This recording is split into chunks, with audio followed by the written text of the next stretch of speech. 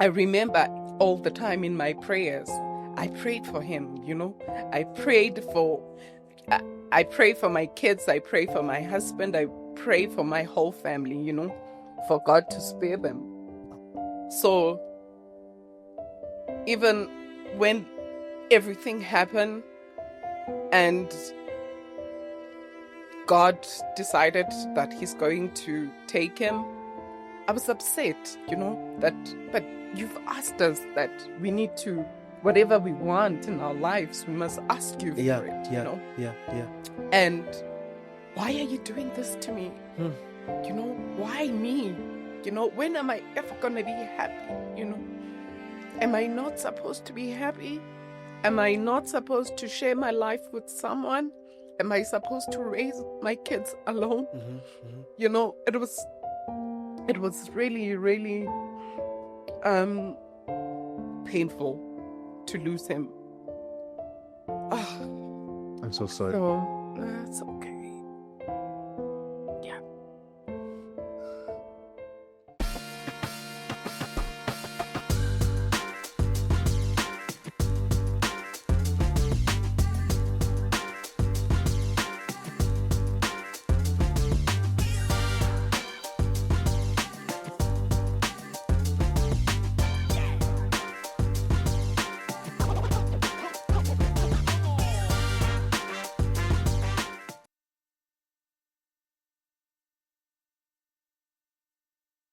First and foremost, I'd like to congratulate you, and then I'd like to thank you, because by clicking on this episode, it means you are intentional about your growth. You are intentional about conversations that ignite purpose. You're intentional about choosing things that matter in life. With that said, I'm hosting the beautiful Vuyi. Vuyi, and I'm so gobsmacked by your beauty, by the way. Thank you so much. My brother here, TK, behind the scenes, says, what do you mean a person is more beautiful in person? Because you are.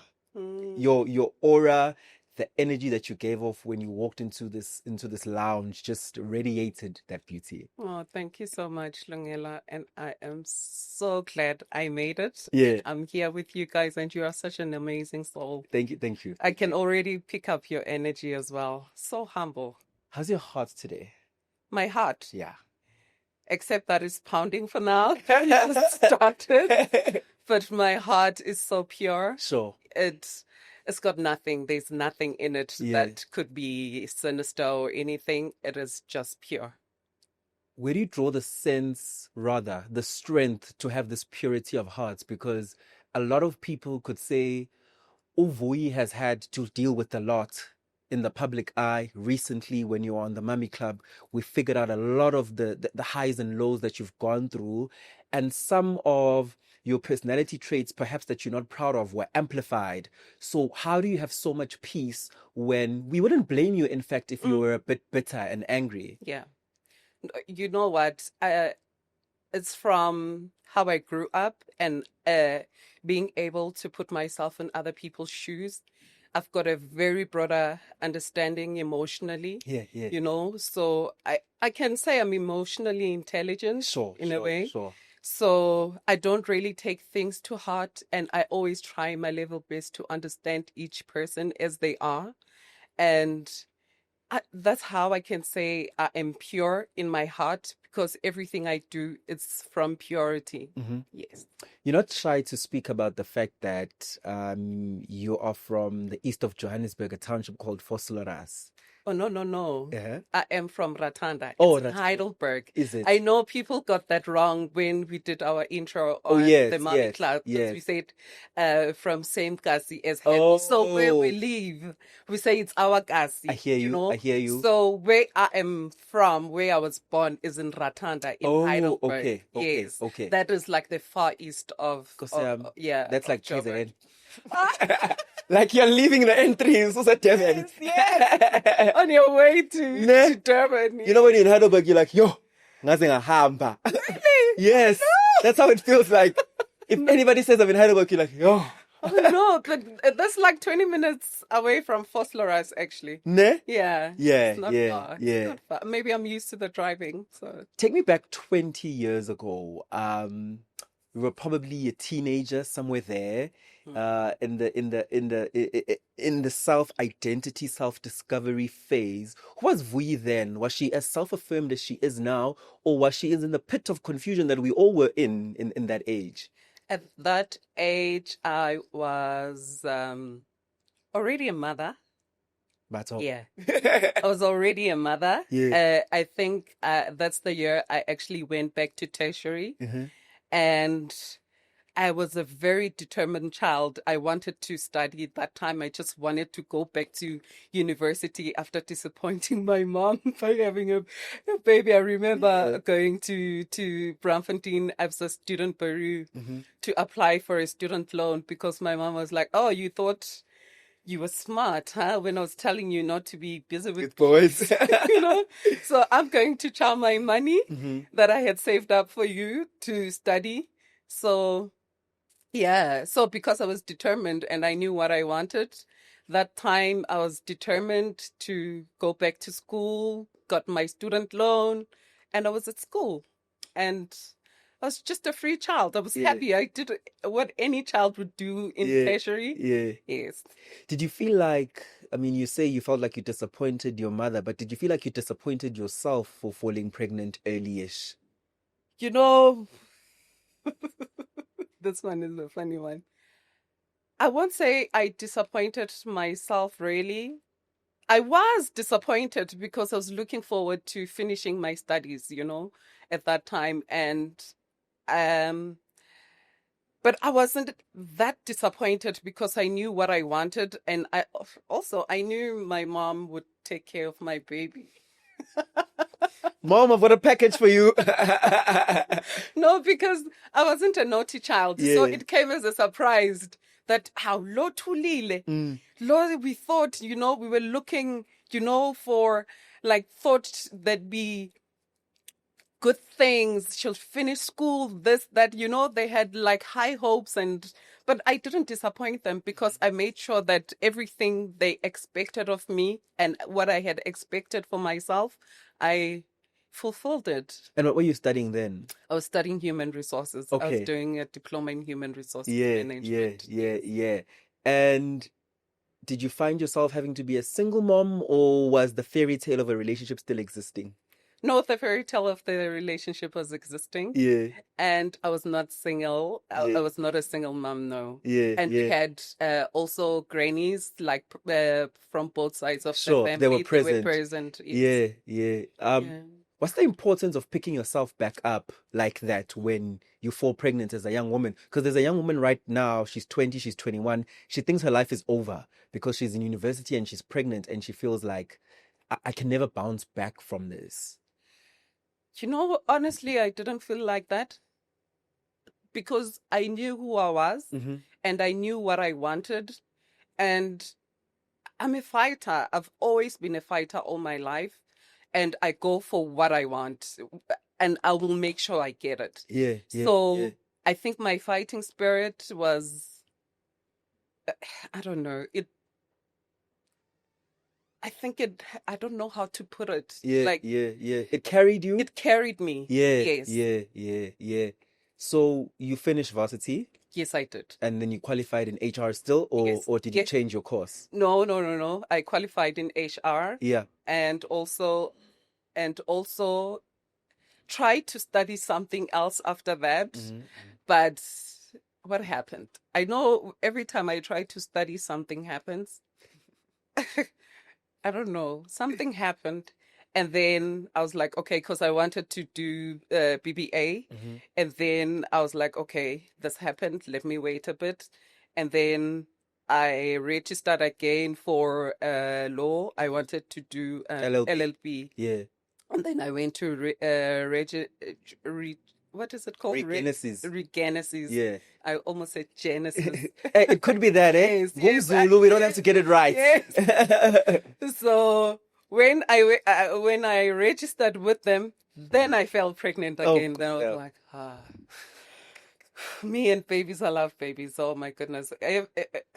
I would have 7 kids by now. Really? Yeah. If it were up to me, I'd have 7 kids. Yeah. I love big families. falling pregnant again was by choice, and I'm assuming it was because now you are in a new relationship. Second time around, Second time around. it was, yeah, by choice, because now remember you are sebavelile ekhaya manje, so kuyilobola manje, so umfazi womuntu, you know. From second baby to the last one, it was by choice. Yeah. Okay, last one, I wanted to do an IVF because I wanted a boy. So I wanted twin boys, actually. So, hey, I don't know. God just decided to go to know you're going to have it now and it's going to be a girl. Yeah. And I was a bit disappointed, man, because I wanted, we had planned it that we're going to have twins, you know, it's going to be boys, you know, because already there's 3 girls, you know. So when it happened, I was like, okay. And then when the doctor said to me, it's a hamburger, I was like, what's a hamburger? It's like, it's a girl. And I'm thinking hamburger. Oh my goodness. Can you take this baby away? I don't want it anymore. That's how I felt, you know? Yeah. But I'm like, but God knows why. And what's the purpose? Yes. And when she was here, I was thrilled. I was happy, you know? Yeah. And still are, of course. I'm still happy. I'm happy with my girls. Sure. Yeah. I'm gonna start pushing you. You will redirect me if we start getting uncomfortable. Okay. Usulo Joliwe, they've paid dowry so that you can be a wife now. You're having your second child. How was that relationship, that falling in love, especially in its initial stages? Because now you are a married woman and you're in love. What did it mean to you? You know, what it meant to me was that I was grateful that I was not used, you know. I was grateful that someone else sees me as someone they can take home and make a wife out of. And I felt proud that I've finished my studies and I'm working now. You know, I was actually proud and I felt good that I didn't have to keep it, you know, like be here and there, you know, to find, I didn't have to kiss many frogs to find my one. So does it bring validation for a woman to be chosen like that? I think, to be honest, it does. Yeah. Because you feel like you save from quite a lot, but also depending on age as well. At that time, I could say you are not fully matured. In my 20s, I felt, you know, when I look at my life now, I'm thinking I wasn't fully matured. And in terms of relationships, I wasn't experienced, you know, to know what I want, what I don't want. Yeah, and I couldn't pinpoint certain things. I thought this is how it's supposed to be. This is how things are, you know. So also, you know, even with my daughter, I always tell her, wait until you're in your 30s before you commit. Yeah. In retrospect, that first marriage, would you say it was healthy? In the beginning, it felt healthy. And then there was a time it felt a bit too much, because I remember there was a time we started to fight, and there was this one time it got physical. You know, when it got physical, I remember I got hurt, my eye, like, you know, turned red. And I was like, no, man. But I knew that was wrong. Immediately, instantly, you know, I was like, no, this is wrong. I cannot sit here for this, you know. And it was the first time it happened. And for me, it was like, huh? You know?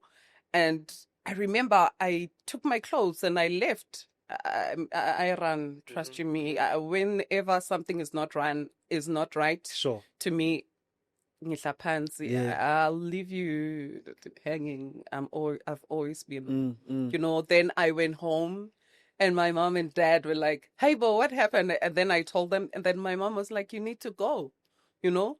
and fix it. I said, no, you need to speak to him so that he doesn't repeat this, And unaware at that time, it was the time, when I think about it now, when I reflect, that's when I realized that, oh, this is the time when this person was actually cheating on me, So whatever probably was happening out there, he would come and take it out on me. Or that day he was mad about something, he took it out on me, And my mom spoke to him and, he apologized and and I went back to the house. But I left again the second time, Yeah. But I didn't know what was happening that time. And I remember I would have dreams, and I'd tell him my dreams. Like I would see another woman, I would see this, in my dreams, but I didn't know and I didn't understand at that time. So I'm like, okay, now I know, even though it was late. Would you say cheating is primarily why you did leave? Yes. I'll leave any day, anytime. Like you cheat on me, it means I'm not enough. For me, it's like that. Okay, what is it that you want that you don't get it from me? What is it that you think I'm not doing right? So it means I'm not enough. You're not getting what you want from me. So why sit with someone you're going to ask your questions? You're going to ask yourself questions about daily. What is it that I'm doing wrong? Why is this person doing it? I don't want that. I want peace in my life. Sure. I don't want someone who's going to treat me like an option. I don't want my husband to get out of the house and be worried. Where is he going now? Is he going to the other woman? Yeah. So I've always been, you cheat on me, I leave. If I find out now that this is what you're doing, obviously you're going to lie, right? And you're going to convince me otherwise. But should I catch you or should I see it myself? I'm out. I don't play like that. I've always been like that. You're unique though, because many women stay. Why do you think they stay versus you who leaves? People stay for different reasons. Reasons are there's girls who grew up without fathers, who wanted love, and they think they getting it from this husband or boyfriend or whatever, And also there's women who have nothing, who are financially dependent on this person. Sure. And there's just women who just don't know who they are. They don't understand themselves. They feel inferior in front of these men. There could be quite a lot of reasons. There's men who are verbally abusive to women who would make a beautiful woman feel like, the most ugliest woman on earth and who doesn't deserve anything beautiful. So there could be many, many factors to that.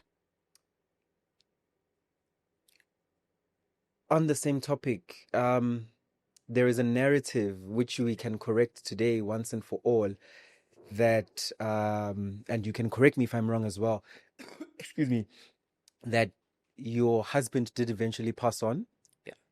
So did he pass on while you were in the relationship or had you left already? Okay. What is the real truth around that?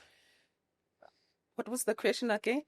Did your husband passing on? Yeah. Your first husband. Oh, my first husband. Yes. My first husband, we were together, but I was not home during that time. Okay. That's the time when I had gone and started my initiation. Okay. And he was staying with my my uncle's son. He had come to live with us because of work issues. Sure. So I think it was a month or weeks after I had left, and because I started getting sick when we were home. But every time I went home to my parents' place to sleep there, I was not sick. So I couldn't understand what was happening during that time. And there were so many things that, transpired. that I feel I don't want to talk about. Sure, sure. Yeah. So when I had left, maybe 3 weeks after, and I got a call because during initiation I was allowed to go to work. Mm-hmm. So I got a call that morning that I need to come home. They even say, "Can I call him by name?" Yeah, it's fine. They said, "Ulindani ushiyile." No, Lindani. What do you mean? It was the sister. Mm-hmm. And then the sister could pick up because she was not even in South Africa at that time when she called me.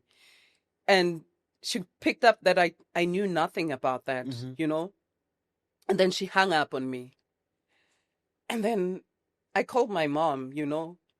And I also told there was Sis Macy, another lady I work with. I was like, Sis Macy, man, somebody, Lindani's sister just called me. Mm-hmm. Ati, Ulindani ushiyile. Sis Macy said, "Hi, man, it can't be." Called the brother, Mm-hmm. you know? And then I called the brother. "Hi, Teman. Kwenzakalani?" You know? It's like, "Hey, Shim, forward." I'm like, "What?" Atai. They used to call him Umpigi. Yeah. Umpigi. Hey, uzi kungile. You know? Uzi kungile. Yeah, uzi kungile was shisa. I'm like, "Guy, man, uzi kungile was shisa." How's that possible? How can a person as kunge, that's who has shisa, who You already had to be one or the other. yes, Yeah. you know, Yeah. unless uqala ushisa laphaya and Yeah. then bese uyazihenga fast Yeah. ukuthi Yeah. umlilo mawufika. I don't know, you know. So sila endlini fixing like with the police and stuff, and I was like, okay, I'm coming. Called my mom. I went to her work, picked her up from work, and then we drove. We drove to our house in Mayerton. When I got to the house, I even forgot to call my cousin to check, you know. So when we got to the house is there. There's no house that's burned. Like, well, these people, was this a prank or what? Sure, sure. And then I called him again. And then I'm like, well, I'm here at the house. There's nothing. There's no one, you know. And he said, no, it's another house. So he was scared to actually tell me. I don't know if they wanted to clean everything up before I got there or what. I don't know. Or I wasn't supposed to know where the house was. I don't know, you know. And then said, no, it's another house in Lenasia. Mm-hmm. Yeah. And I was like, okay, guys, please send me the address. I never asked any question, whose house is that, you know. And then they sent me the address. We drove there. And when we got there, it was, okay, I found the aunt. Auntie, indlukabani lena, kenzakalani. Was the house burnt? Yes. Okay. It was burned. And auntie's like, hey, you know, the in-laws. Yes. Hey, he had built this house and there was something that was happening between them, you know? I'm like, oh. So everybody knew about this house. I was the only person that didn't know this house was built under my nose whilst I lived with this person, you know, went to work when it was time to go to work, came back home when it was time to come home. You'd call him. There was nothing that would make me think this person was cheating. And to find that we were living in a house, you know, to rent, you know,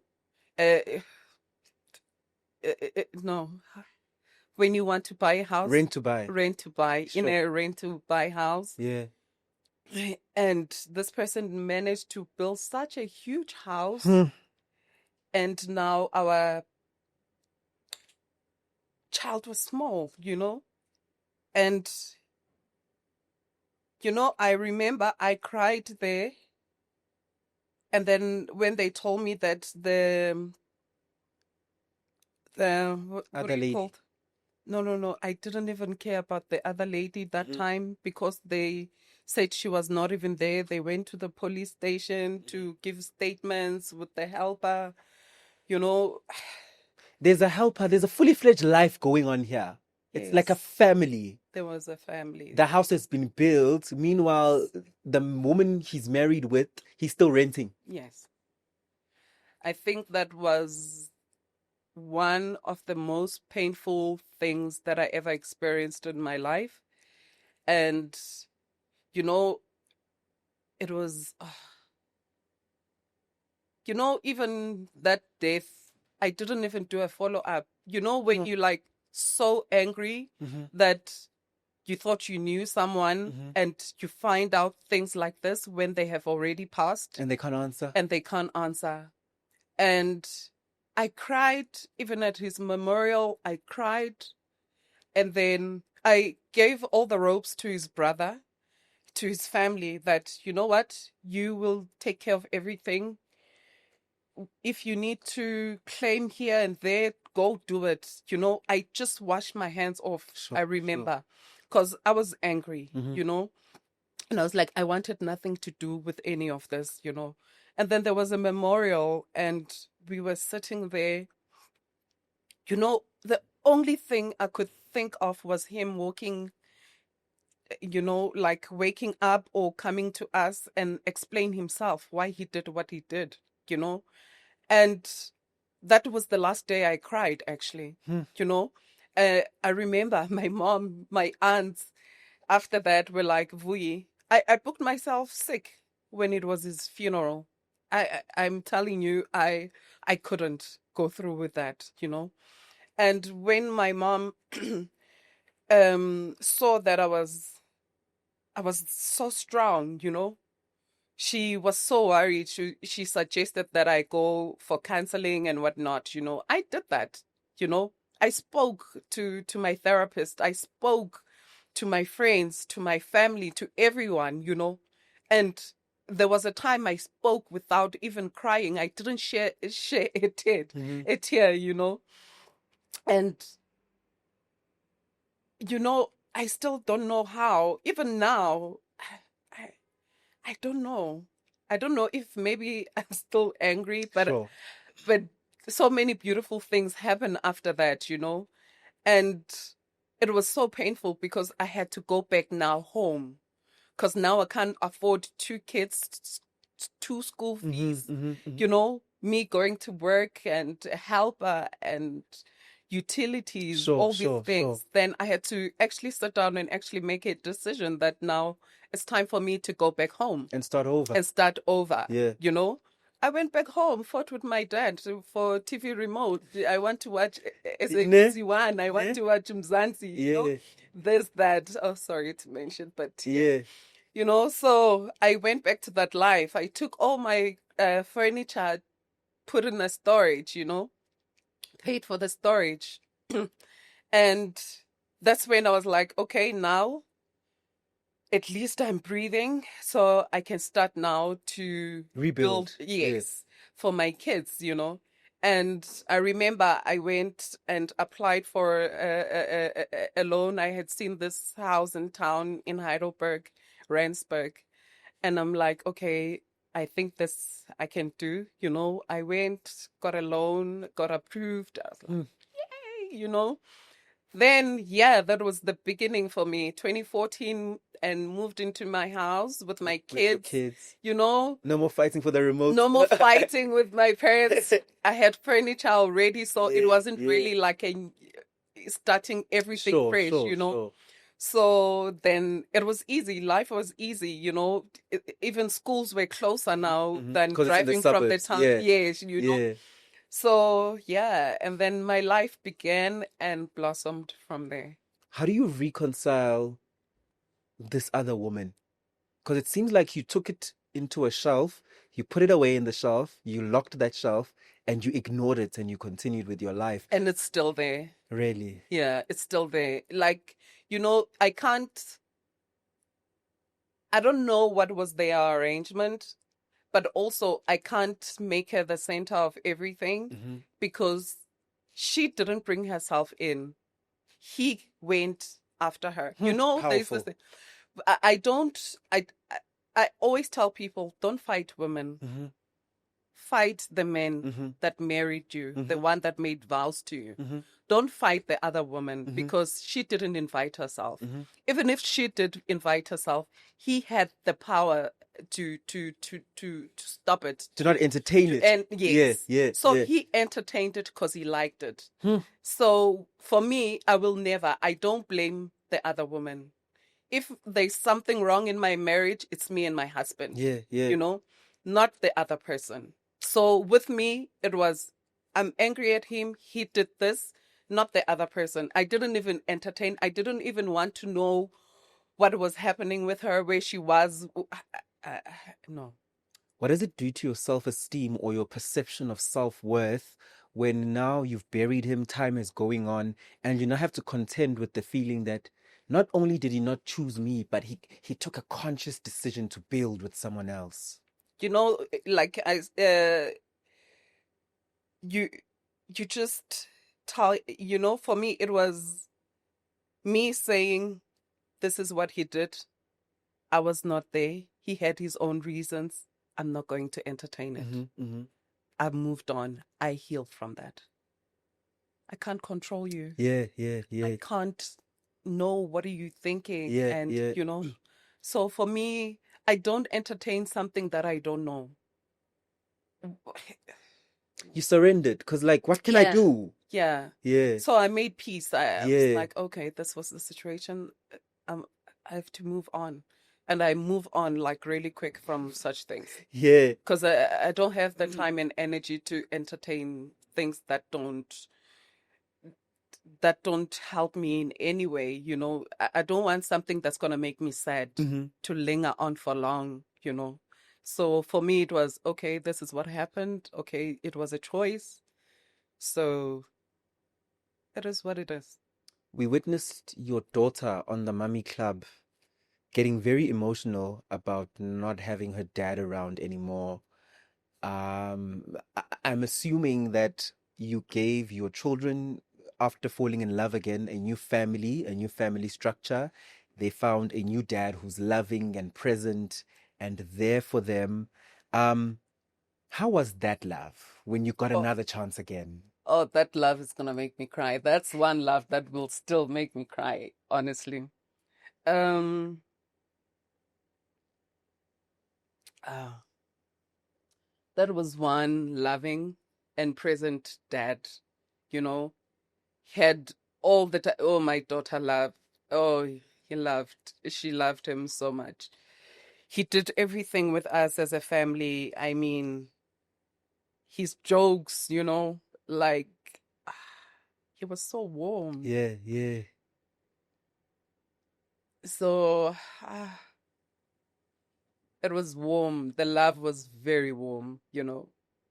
And he was a teacher as well, not only to me, but to the kids as well, you know. He taught us even my parents, you know. And I see quite a lot of him in Aisha. He was so sarcastic. And Aisha is very sarcastic as well, you know. He used to call my mom Beyonce. Even now. Oh, there's this week that she has. So, man, yeah, the love was very warm. Did you feel like God is saying, I'm a restorer, I'm a repairer, and this is what you truly deserved? I felt like that. I felt like that was my forever. You know. Yeah. You know, even the years we were together, it was comfort. You know, and not even one day I thought he would leave. You know, I remember all the time in my prayers, I prayed for him, you know. I prayed for I pray for my kids, I pray for my husband, I pray for my whole family, you know, for God to spare them. So even when everything happened and God decided that he's going to take him. I was upset, but you've asked us that we need to, whatever we want in our lives, we must ask you for it, Yeah. And why are you doing this to me? Hmm. Why me? When am I ever going to be happy? Am I not supposed to be happy? Am I not supposed to share my life with someone? Am I supposed to raise my kids alone? It was really, really painful to lose him. Oh, I'm so sorry. no, it's okay. Yeah. Where are we in the spectrum of healing in the grief? We're getting there. We are getting there. And you must remember, it's forever. It doesn't end. It doesn't end. It lives with you. You just learn to live with it, So I'm at a place whereby I've accepted. I'm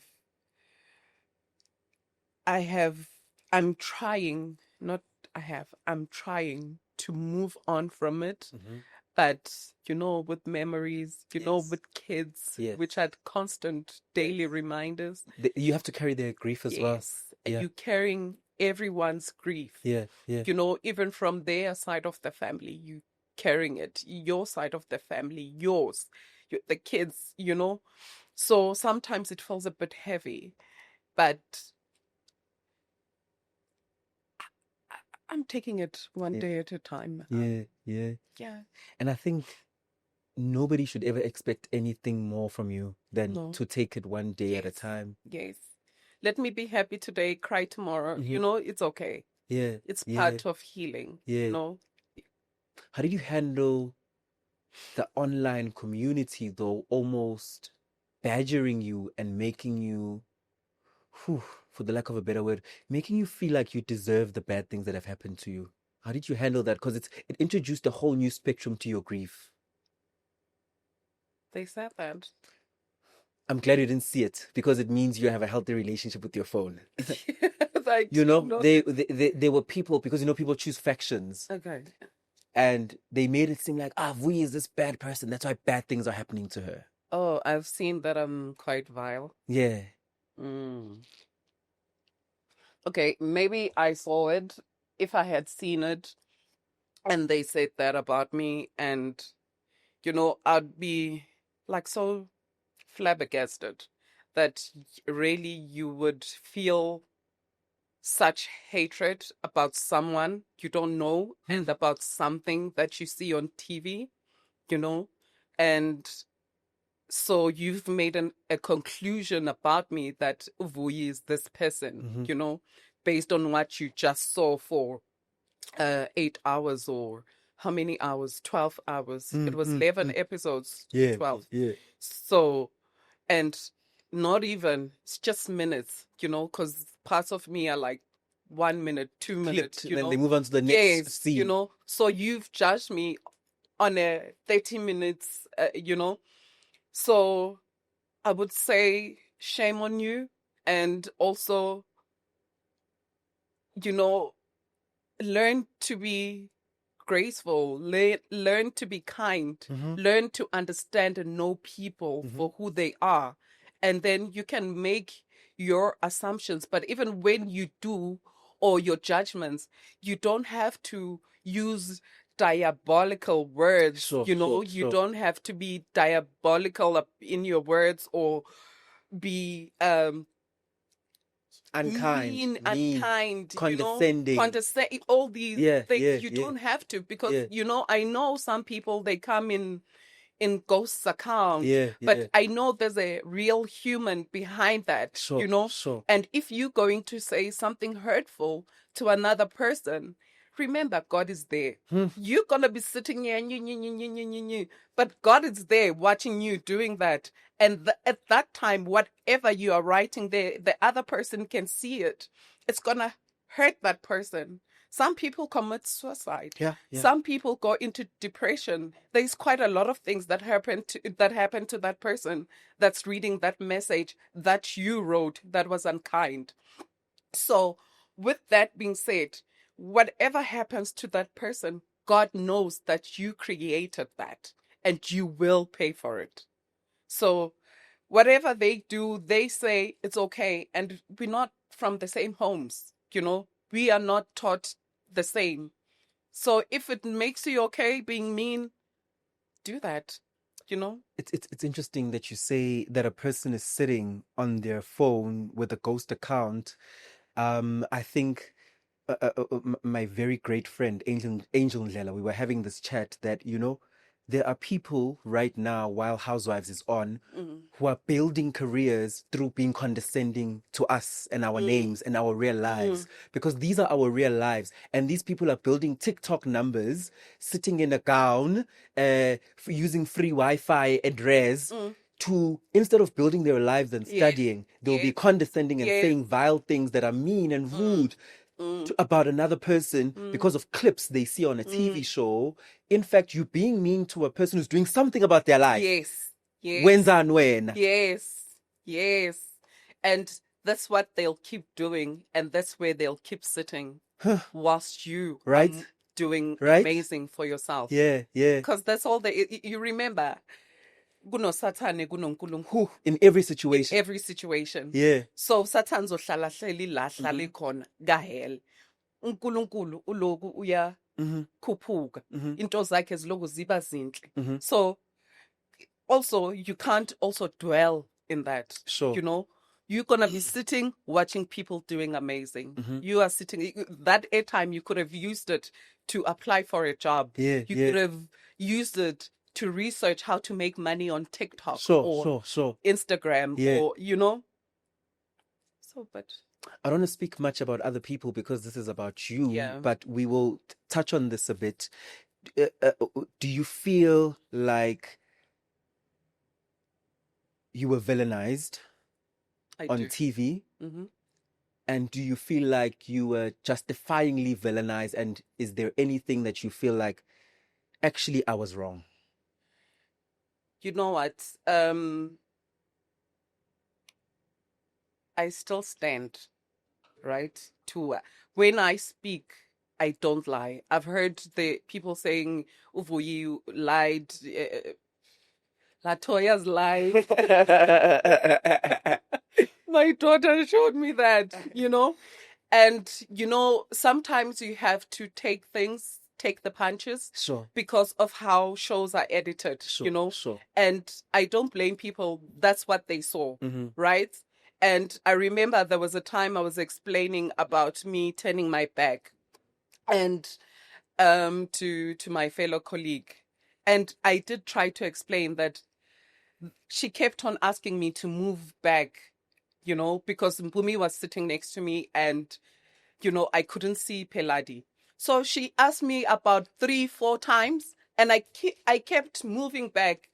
And then like the 4th time I was already like irritated, that's why I was like deliberately now, because you can't keep asking me the same thing and I keep telling you that this is the situation. So I expect people to use their common sense, If it was me in that position, I was not bullying you, If it was me in that position, you can see that this person is trying to actually move back. Then Mpumi sitting next to me, she blocks my view. So obviously, Nami, I have to lean forward. Nawe, you have to lean even more forward, So I had expected her to go and sit. There were too many empty chairs, I expected her to go because I kept telling her that she's also blocking me, you can see, But she kept on asking me to move back so that she can see. And for me, that was now starting to irritate me that you want me to sit back and not see so you can see, So why don't you go and sit there? Like common sense. We didn't have to. And then she's like, no, you were supposed to tell me that I should go. Like, are you a baby? Like, I'll tell that to Aisha and Zoya. But you're an adult. You can see there's other chairs and you are allowed to go sit. No one's going to stop you. So that made me seem like a bully. And when Happy came and to my house and she said, so you did it on purpose? I said, yes, I did do it on purpose, because she kept on asking me, but they didn't show that part, you know? I was telling her, yeah, I did. And I was giving her that naughty smile, you know? Because this person kept asking me to move, like how many times, you know? So, but I did apologize for it. What was the question? Is there genuine resentment among each other? Yes. That is sad. It doesn't have to get there, ne? It doesn't, honestly. You know, when people come to what I realized about these shows, when people come and join, they come with this mentality of acting. I feel, you know, they are genuine. I think this is what you saw on the show. Sure. And when I feel people are being pretentious or fake, I'm quiet most of the time. I don't entertain it, you know? So I expected us to actually get to know each other, like genuinely and authentically. Yes. I've got a thick tongue, so my tongue does that. So I had expected that, you know, and I don't think it would have been what it turned out to be if we had given each other time and not judged each other, you know. I think all the ladies were amazing. They're but good women now in their different lights. Yes, it's just that I want to come and sell this. I have to behave this way in order for the viewers to see, because I want them to buy from me. You know? So they forgot to be themselves. So that was the problem. So, yeah. And last but not least on this, do you believe there are apologies you deserve that you didn't get? With apologies, to be honest with you, Lungelo, I didn't. You know, when you start to understand people for who, when you start seeing a person's true colors, right? You know what to expect. And when you don't get what you would have wanted, you don't get surprised. You don't get shocked. Okay. Because you were expecting that. This is what your judgment has been about this particular person. So I wasn't disappointed.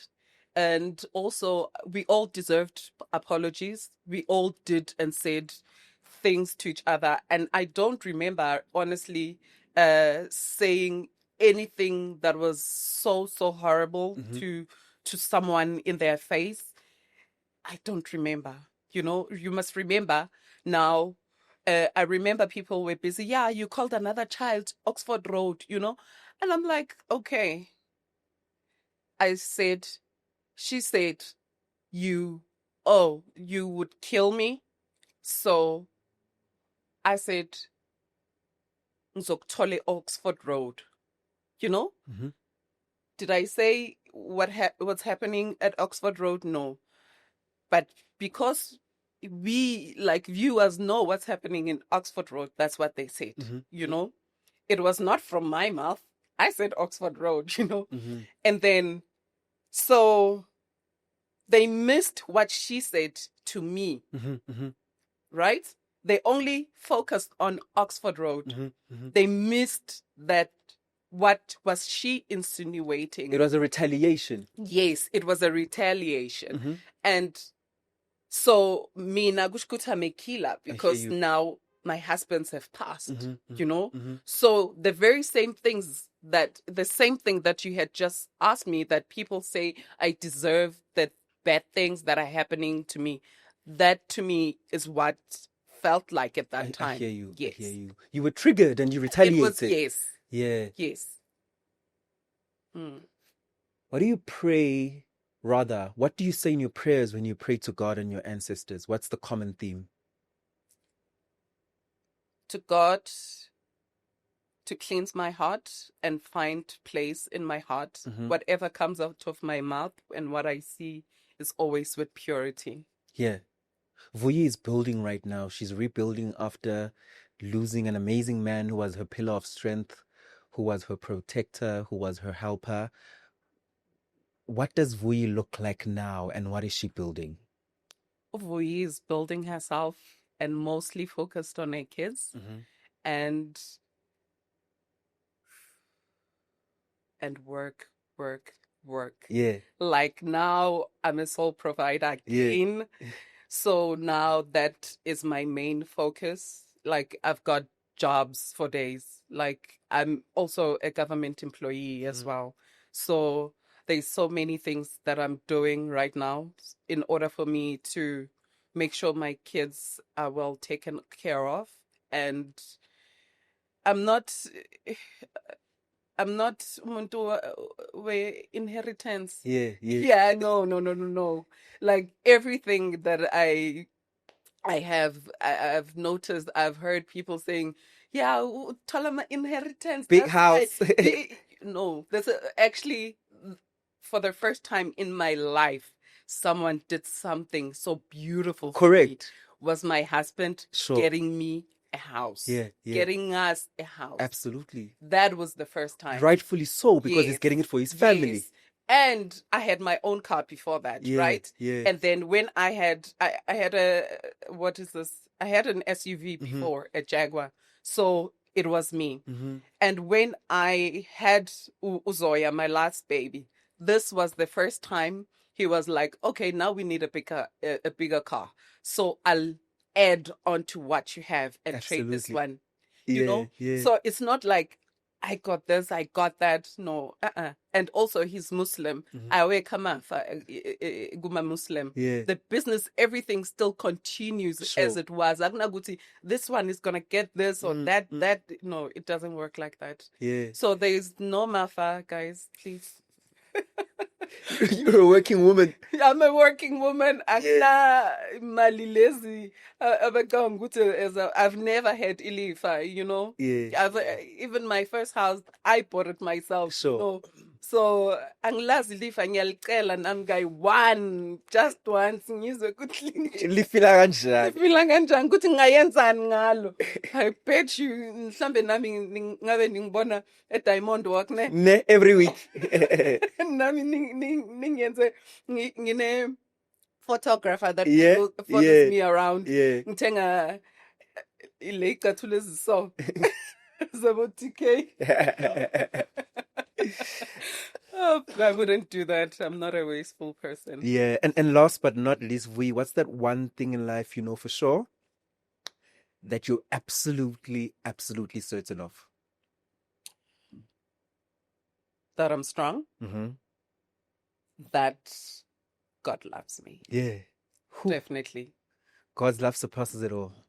God loves Vuyi Nyauza. Yeah. That I can attest. He's been there. Oh, this guy has been there for me. My God and my ancestors. Funa nokhala talking about him. Yeah.